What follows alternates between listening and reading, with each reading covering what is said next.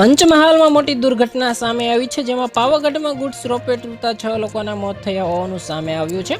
સમગ્ર ઘટનાને લઈને પોલીસ અને ફાયર વિભાગની ટીમો દોડતી થઈ છે. મળતી માહિતી મુજબ પાવાગઢમાં શનિવારે માલસામાન લઈ જવાનો ગુડ્સ રોપવેનો તાર અચાનક તૂટી પડતા મોટી દુર્ઘટના સર્જાઈ છે. આ ઘટનામાં 2 લિફ્ટ ઓપરેટર, 2 શ્રમિક અને અન્ય 2 લોકોના મોત થયા હોવાનું સામે આવ્યું છે. આ ઘટનાની જાણ થતાં પોલીસ અને ફાયર વિભાગની ટીમો ઘટના સ્થળે પહોંચીને કાર્યવાહી હાથ ધરી છે. પાવાગઢના માચીથી નિજ મંદિર સુધી બાંધકામ માટેની સામગ્રી ગુડ્સ રોપવે દ્વારા લઈ જવામાં આવી રહી હતી. આ દરમિયાન રોપવેનો તાર તૂટી જતા દુર્ઘટના સર્જાઈ હોવાનું સામે આવ્યું છે.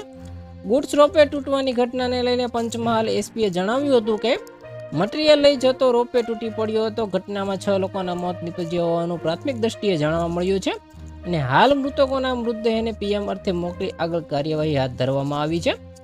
જ્યારે પવન અને વરસાદી સ્થિતિને લઈને પેસેન્જર રોપવે પણ બંધ કરવા જણાવ્યું છે, જેમાં જ્યાં સુધી કહેવામાં ના આવે ત્યાં સુધી પેસેન્જર રોપવે બંધ રાખવા સૂચના આપવામાં આવી છે. તો આના વિશે તમારું શું કહેવું છે? કોમેન્ટમાં જરૂર જણાવજો. આવા જ વિડીયો માટે અમારી ચેનલ સાથે જોડાયેલા રહો.